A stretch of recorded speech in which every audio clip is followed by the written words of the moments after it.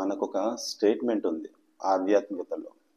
ఏంటంటే, until and unless you become like a child you cannot enter in to the Kingdom of the God. అంటే దాని అర్థం, మనం చిన్న పిల్లవాడిలాగా ఉంటే తప్ప దేవుని రాజ్యంలోకి ప్రవేశించలేమని అర్థం. దేవుడి రాజ్యము మనలోనే ఉంది. మరి చిన్న పిల్లవాడిలాగా కావడం అంటే ఎలా? చిన్న పిల్లవాడిలో ఎలాంటి కాన్సెప్ట్స్ ఉండవు.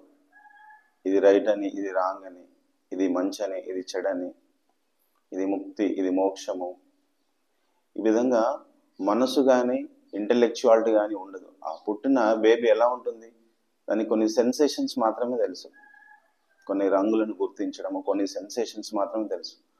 ఆ బలమైన మనసు అనేది ఉండదు, స్వచ్ఛంగా ప్యూర్గా ఉంటుంది. అంటే పుట్టడంతో బేబీ ఎన్లైటెడ్. మనసు లేని స్థితిలోకి వెళ్ళడానికి మనం ధ్యానం చేస్తున్నాం. కానీ ప్రతి బేబీ పుట్టినప్పుడు మనసు ఉండదు. సో మనం బైబర్త్ ఆ దైవత్వ స్థితిలోనే ఉన్నాం, ఎన్లైటెన్మెంట్ స్థితిలోనే ఉన్నాం. కానీ పెరిగే కొద్దీ రకరకాల పదాలను మనం నింపుకొని ఒక బలమైన మనసును ఏర్పరచుకుంటున్నాం.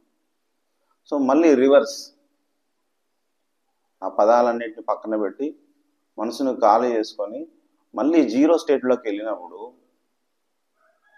we experience the universe, we experience the masters, we experience the angels. So ఖాళీగా ఉన్న మనసు ఒక హయ్యర్ ఎనర్జీతో, హయ్యర్ ఫ్రీక్వెన్సీస్తో స్పాంటేనియస్గా ఆటోమేటిక్గా కనెక్ట్ అవుతుంది. అప్పుడు ఈ విశ్వంలో ఉన్న అన్నింటిని కూడా మనం మనలోనే దర్శిస్తాము. అంటే యశోదాదేవికి కృష్ణుడు తన నోటిలోనే ఈ విశ్వాన్నంతా చూపించాడు. అంటే తనలోనే మొత్తం ఉంది, మనలోనే అంతా ఉంది అనేది యశోదాదేవికి కృష్ణుడు ఏ విధంగా చూపించాడో, మనలోనే అంతా ఉందని, అదేవిధంగా until unless you become like a child you cannot enter in to the Kingdom of the God. అంటే మనం పిల్లల్లాగా ఏ కోపం లేకుండా, అది ఉన్నా కూడా కొద్దిసేపే, ఏ బాధ లేకుండా, ఏ ఎమోషన్స్లో ఫిక్స్ అయ్యి లేకుండా, బలమైన మనస్సులో ఇరుక్కోకుండా ఉన్నప్పుడు ఎప్పుడు ఆ దైవస్థ స్థితిలోనే ఉంటాం. ఎప్పుడంటే అప్పుడు మనం హయ్యర్ ఫ్రీక్వెన్సీస్కి కనెక్ట్ కాగలుగుతాం.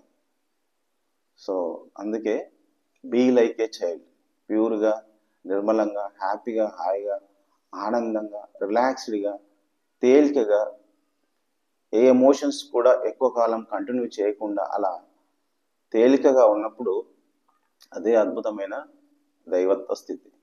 Thank you.